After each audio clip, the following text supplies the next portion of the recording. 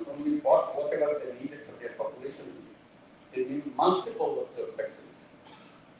And they stored the vaccines because they thought it will run out and their people will be in danger. That's fine with us, but as long as the veteran right was removed, everybody else will produce it and help them. This was blocked our right. So we are confronted with the situation very nakedly. Here is the right to life, it's a right to profit. Right to profit succeeded, right to life was defeated. So that gave you the essence of the entire economy that we are running. So that was the one that we were trying to change, that economy should not continue. We should redesign the whole machine. So we are talking about designing a new civilization with completely new concepts of economy, concepts of engaging with each other and so on. That's the direction we are trying to get at. And we show, we demonstrate each piece of the basic ingredient of the present civilization, where it's going to destroy us completely. And we don't really take much, we talk about it, but we really don't take complete action on it. We talk about global warming as if this is something by talking to disappear. We don't. We need complete action for that. We know our house is burning, but still inside the house we are having parties, we are enjoyment, the successes of the celebrations about the prosperity of the economies and so on. I said, if you are aware of the house burning, the first thing to do is to stop everything, concentrate on stopping the fire. We're not doing that. We're busy with our normal life, and then talk about fire that's going on. I said, that's not the way we're going to save this planet. So we want to do that. So there to create an idea how to make it happen, I was emphasizing not on action part of it right away, I was saying imagination part of it. So let's imagine a world that we want to live in. That's very important, because imagination for us is very important. And particularly important for the young people. What kind of world that you want to have for yourself? What is it that you want? I said imagination is a big part. It doesn't cost any money anybody, for anybody. Simply imagine. So I was encouraging creating social fictions. I said, if you can create science fiction, why can't you create social fiction? Stories about things can happen. All things that you don't see as real at all, but you make it up. That's what the science fiction is doing. It's not real, but you enjoy it. You have fun. And then science follows it to make it happen. I said, if you create social fiction, then the society will be moving in that direction. Otherwise, it cannot happen. The power of imagination, that's what the power of young people. They don't have to learn everything right away, but they can imagine right away. Imagine the thing, and then learn how to make it happen. Then the learning becomes important for them because they want to create reality of the thing that they have imagined. And I kept emphasizing, if you imagine, it will happen. If you don't imagine, it will never happen. So this is one direction that we continue to do. And then we try to talk about creating a new civilization completely. This civilization, which is based on profit maximization, accumulation, created a massive problem of all the climate problems, problem of wealth concentration, and problems of technology, leading in a way where all human beings will become totally useless, unemployed, because technology, the artificial intelligence will take over everything. So that's not the path we want to follow. We want to make sure human beings remain in control of this planet, not become subject of the artificial intelligence to put them in a situation where they have no roles, where they become garbage in this planet. So that's the direction we want to go, creating a new civilization. We talk about a 3-0 world. That's the issue that we have been facing with young people, with love, and we are encouraging the young people to create 3-0 clubs. Very simple idea. 5 young people get together and create a 3-0 club. And as many clubs as you create, then you get in touch with each other, communicate with each other. What is the purpose of the club? The purpose of the club is very simple. Each individual member of the club will be promising to himself or herself that I want to make sure I do not contribute to global warming myself. Just me. I don't want to contribute to global warming. Well, how do I do that? I don't use fossil fuel, I don't use plastic, I don't sense that I don't know that they can propagate as many ways as you like, and connected with each other. So that's the direction that you want to proceed and make it happen. And then I do not contribute to wealth conservation because I'm not a profit maker, I'm not a personal profit maximizer. And then I create what we call social business to solve problems. That's the kind of direction. And I don't want to create technology to make myself useless on this planet. So I don't want to go in that direction of technology. Ultimately, each person in the club becomes a 3-0 person. That I don't contribute to global warming, I do not contribute to wealth concentration, I do not contribute to anything. So I'm a 3-0 person. All members of the club become 3-0 persons. And as the club's number increases, many more people become 3-0 persons. Ultimately, it can create 3-0 world. Because 3-0 world depends on what we do as individuals, not what the governments do. But the government can do certain things, but not make sure that it becomes a different. If I don't use plastic, plastic companies will be closed. You don't need to have a law passed by the parliament that all plastic companies is banned. That's not how we done. If I don't use it, then the companies will not exist. That's simple. So we are encouraging 3-0 clubs to start with zero waste. You not use anything which will end up as a waste and create the problem of the world to destroy the whole planet, like plastic, like anything that you use which you throw away. So each 3-0 person is also a 3-0 waste person, zero waste person. So I think we should be creating a zero waste generation. You grow up as a zero waste person. You don't waste anything in the family, in your everyday life, and so on. If you become zero waste person, so the plastic will have no place in our life. Because we want to make sure that we cannot create waste and dump the whole world with the waste and destroy us in the process. So this is the direction that we have to do. Encourage young people to become entrepreneurs rather than job seekers. So that's another direction. So we're very happy that young people are responding to that. And this kind of gathering with the United Nations gives us an opportunity to get together and review where we are right now. Because we don't have much time left. So we have to activate ourselves in the fastest way to make sure we save this planet, save ourselves, and create a new civilization. Human civilization based on human values. Because this civilization is based on profit maximization. In the process, we became money-making robots, machines. We don't have human instinct anymore left in us. We have to rediscover ourselves as human beings, create a new civilization which will be based on human value of sharing and caring and design all the rules and policies of economics to fit that new civilization. So that's the task ahead of us. Gathering like this makes us feel the opportunity to make it happen, particularly when we sit in the halls of the United Nations, to make the whole world listen and see what the power of youth is all about. Young people are the ones who can change the whole world fastest possible. And they have the power to do that. All we have to do is to make them aware of the power. And make them aware of the possibilities of using that power. And that's the purpose of holding this gathering together. And thank you, Edward, and Nigeria for participating, and all the countries that have been participating in the past, and all the representatives of your organizations. Thank you very much.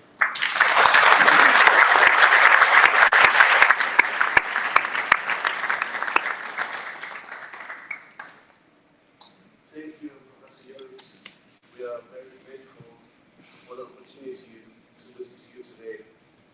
And thank you for reminding us again, for stressing what has to be done, for guiding us how to move on, and create that world of 3 zeros, maybe more zeros, which is then a post-pandemic, post-conflict, inclusive, sustainable, world-based balance. Can we please put again our hands together for Professor Mahmoud Yunus?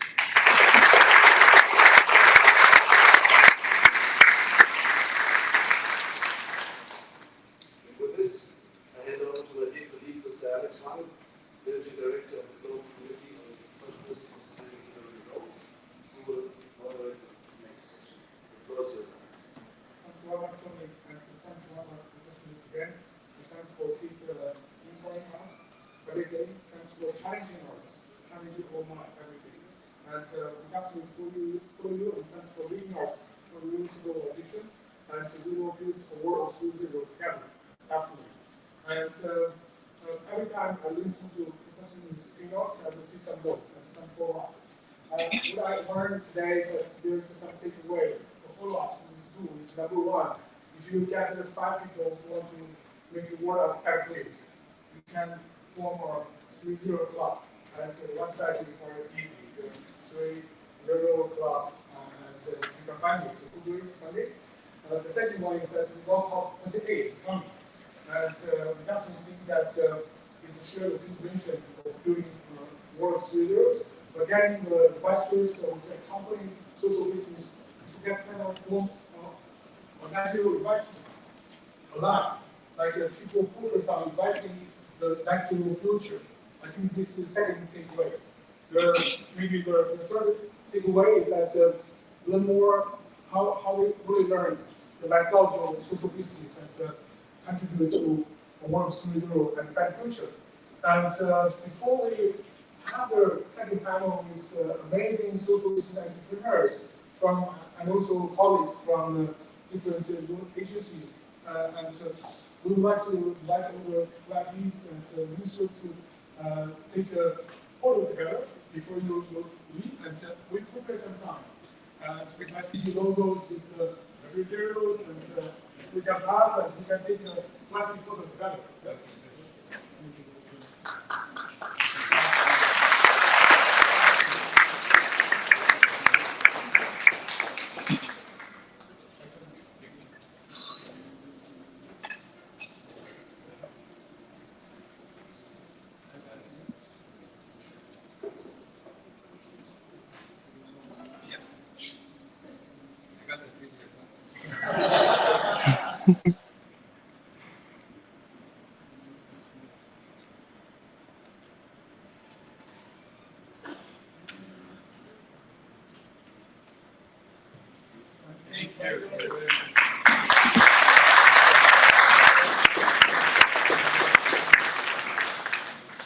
Professionals regards that youth generation now is the most powerful generation ever. And we have the young people in the house. I saw that they're coming in from different places in the US, and I'm so happy to have you with us. I know that you have something amazing to show us here.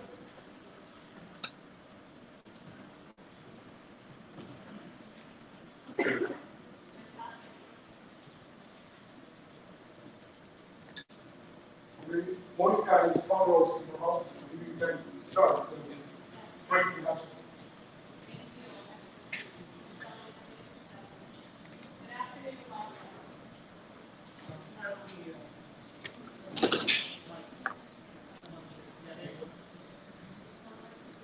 Oh, good. Fantastic. My name is Monica Eunice, and together with Camille Zamora, we're the co-founders of Sing for Hope. Sing for Hope harnesses the power of the arts to build happier, healthier communities worldwide, fostering equity, well-being, and connection for all people. We amplify the youth voice through our global goals focused on arts curriculum, and our mission aligns with 4 SDGs in particular: good health and well-being, quality education, sustainable cities and communities, and partnerships for the goals. Today, both literally and metaphorically, our young people's voices guide our discussions of our collective future. In the words of my father, Muhammad Yunus, human creativity is unlimited. It is the capacity of humans to make things happen that didn't happen before.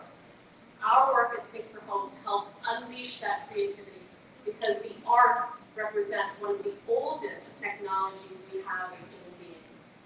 I'll say it again. The arts and our participation in the arts represent one of the oldest technologies we have as human beings. Our work today would not happen without the International Foundation for Arts and Culture, founded by Sing for Hope Global Patron Dr. Howard Musahanda. Our host schools, our wonderful schools who are here with us today, Deborah Stern, founder and director of the Imani Public Charter School, and Dr. Stephen Kernan, the principal of the Riverside School for Makers and Artists, PS 191 in Manhattan, and our passionate team of teachers who mentor our children every day. In a moment, you're going to have treats. You're going to hear the Sing for Home Kind of Harmony Youth Chorus lifting their voices. This wonderful group of representatives range in ages from 6 to 19, and they're going to perform a song which was actually the winner of Sing for Home's composition competition this year, a global competition dedicated to music that illuminates the SDGs. The winning composition was written by 16-year-old Ignacio Rosado. He was all of 15 when he won the award, my news, but he's a ripened 16-year-old today, and he is with his wonderful collaborator, lyricist Ava Brigia, and today's soloist is Veronica Stern. They are going to perform a song called United in just a moment. Today we're singing a cappella, which means that we're singing without instruments. The words of this powerful call to action are as follows. Imagine a world where there is good health for us all. If we unite for quality, we don't have to feel small. The earth is our home. It needs care. We'll work together to always be there. In harmony, we can be free. If we use melody, together we stand tall. Side by side, we will not fall. Unite for this one. We've set goals. As long as we are making change, working hard, and being bold, our future will be bright.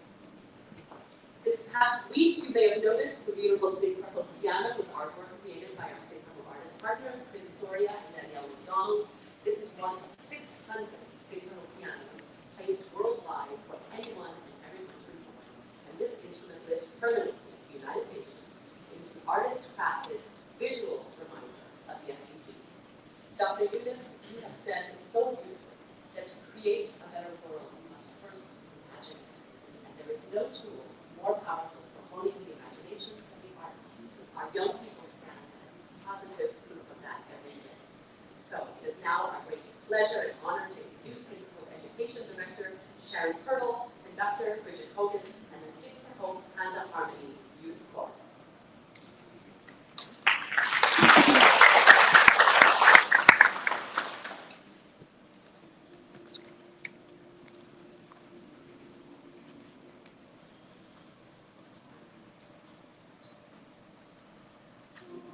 Imagine a world where there is good health for us all.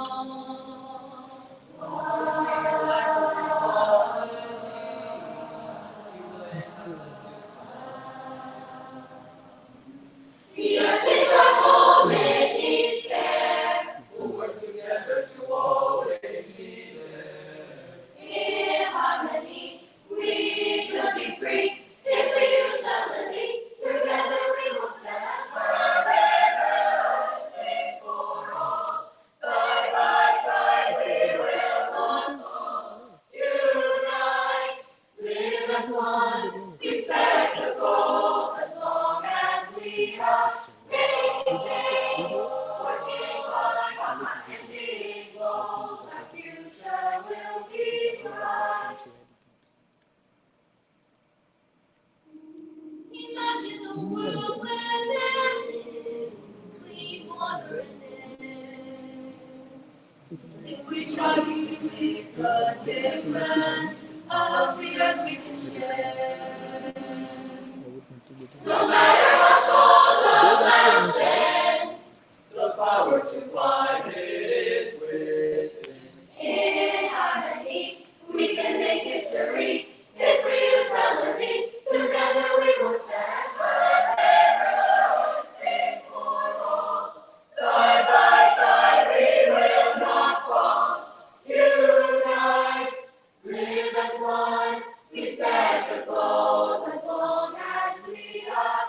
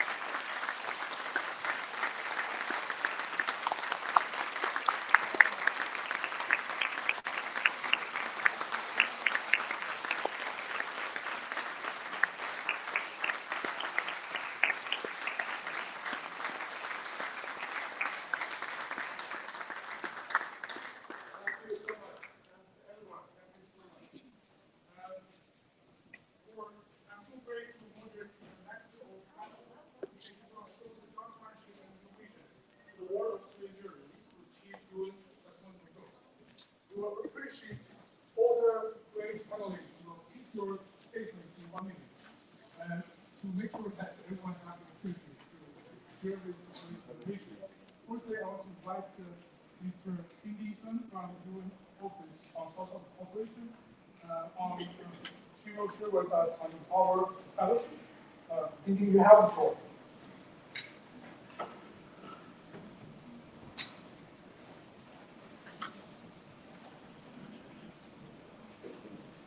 Hello, hi. Excellencies, distinguished representatives. My name is Cindy from the UN Office of South South Cooperation. I'm really honored to introduce in our fellowship today in front of such a inspiring esteemed panel. South South Cooperation is a process whereby two or more developing countries pursue their shared development objectives through the exchange of knowledge, resources, and technical know-how. We develop South South Cooperation initiatives to connect like-minded governments, intergovernmental organizations, UN specialized agencies, and civil societies, reaching know-how to core resources and expertise, and also addressing shared challenges while leveraging their strengths. Youth and women empowerment at the core of our strategic framework, and we prioritize supporting youth and women champions from the global south by offering capacity trainings, mentorship, seed funding, and platforms. To this end, we developed this Empower Fellowship with the International Center for Genetic Engineering and Biotechnology, ICGP, with the full funding from UAE, China, and others, and to support early career women scientists from developing countries.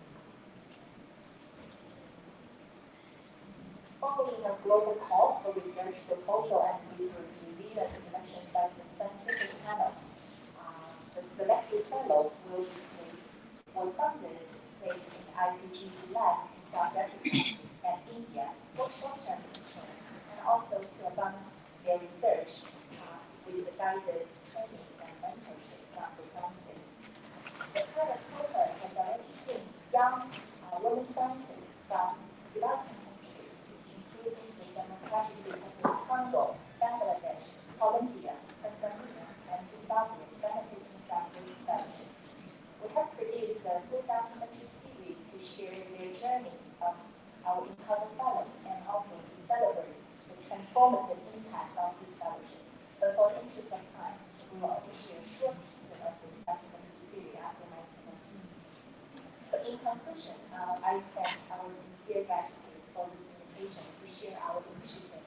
And I think in today's world, it seems there are only a few topics left whereby countries can still sit together and reach consensus. Fortunately, youth empowerment and women empowerment are still among those few. So we invite and encourage all our partners, our friends, youth and mature youth to join our collaborative efforts in investing in youth and women scientists. And to echo Professor Eunice, I believe no future vaccines developed by the younger generation scientists will have no patent and for public common good. Thank you so much.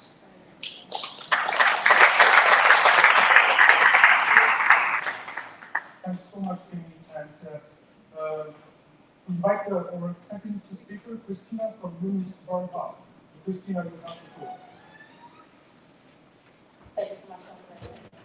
Excellencies, ladies and gentlemen, distinguished guests. I'm delighted to have the opportunity to present our work. UNIS Barnhart is focused on achieving the UN Sustainable Development Goals and the Paris Climate Agreement through entrepreneurship. We are supporting developing social businesses that have solutions to address the three planetary crises that we are currently confronted with. Three planetary crises being the pollution crisis, the carbon crisis, and the biodiversity loss crisis. The World Economic Forum has identified that 4 out of 5 greatest risks to our economies are related to climate change. The fifth one being weapons of mass destruction. We need to redesign our economy to shift from our current wasteful and resource depleting economy to a regenerative economy. Over the past 3 years, UNIS Environment has worked across 25 different countries, supporting more than 2,000 entrepreneurs that have solutions on zero waste and carbon neutrality. But we need many, many more of these solutions. We need to rethink and redesign response and products moving from single-use to reuse refill options. And we need to design products right from the beginning to increase the product lifespan for repair, remanufacturing, and eventually recycling. I'm pleased to see that the UN member states adopted a resolution on social economy, recognizing the importance of social businesses to achieve the SDGs, and also a resolution to set up a negotiating panel to adopt an international legally binding instrumental plastic pollution that takes into account the entire life cycle of plastics. This is a unique opportunity. There would be a second chance for having a global plastics treaty. I call for all member states to support these resolutions, to support social businesses, and to commit to concrete targets and control measures on plastic pollution.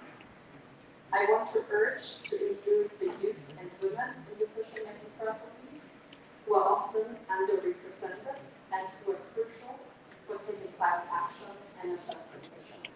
Thank you very much. So much. First, we have Mr. Joki from French Commission, and the government donor co-sponsored the Halloween events on increasing use technology in 2017 and 18. We're so happy to have the Danish Youth Academy please host today. Thank you so much. I am a Danish youth delegate, and I will speak a bit about what it actually means to include youth, because we spend so much time thinking and talking about it. I hardly meet anyone anymore who say that working with youth does not make sense.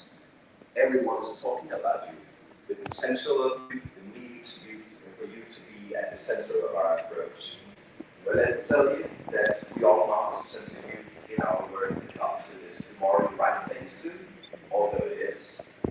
We do not need to center youth because it is the financially best decision to do, although it is. We need to do it because our shared thesis simply demand it. Youth is the partner of the future, but do we truly understand what this means? Working with youth is, above all, a method. It is a way of meeting the challenges of our time. It is a moment. It is not a moment. It is a process. It starts by recognizing the rights of young people to be leaders of their own life. It starts by trusting young people with the power to make decisions and be equal partners. Do we dare to meet young people as our equals? Do we dare to recognize that their unique perspective as young people is necessary for the progress that we jointly seek? Let me give you a metric you can use to determine if you are truly working with young people. Ask the simple question: what change did working with young people lead to? What impact did working with young people have on the outcome? If nothing is different, professional work with youth, you have not actually worked with youth. I ask you to understand that youth engagement is a method, and this method is always defined by the impacts of young people. I thank you. Thank you very much for talking, and we are looking forward to work with Danish youth and also the government camera. And our first speaker, we have social business entrepreneur, Lisa from Guest Impact. Lisa, you have the floor. Hello. Ladies and gentlemen, distinguished delegates, thank you so much for the opportunity to address you here today at the United Nations, to share the heart of our mission. It's a story of countless lives touched around the world, and it's a story that hopefully will ignite a fire in each of you. In the heart of Uganda, we saw how innovation and partnerships could change the destiny of communities. Some years ago, I met a young entrepreneur there, a dreamer, who dared to envision a better future. Entrepreneurs are really the pioneers and also the driving force behind innovation. They have the power and the tools to address some of the most pressing global issues. In Uganda, we went hand in hand with local specialists, with international experts. We focused on empowering the entrepreneurs, giving access to finances in our project, Yes Impact. And we also used blockchain technology to make the project more transparent and accountable. We could see it in the faces those lives we had touched, how much it inspired them, how it changed their lives. Around the world, Yes Impact really works with entrepreneurs, governments, corporations, NGOs, brings them together through consulting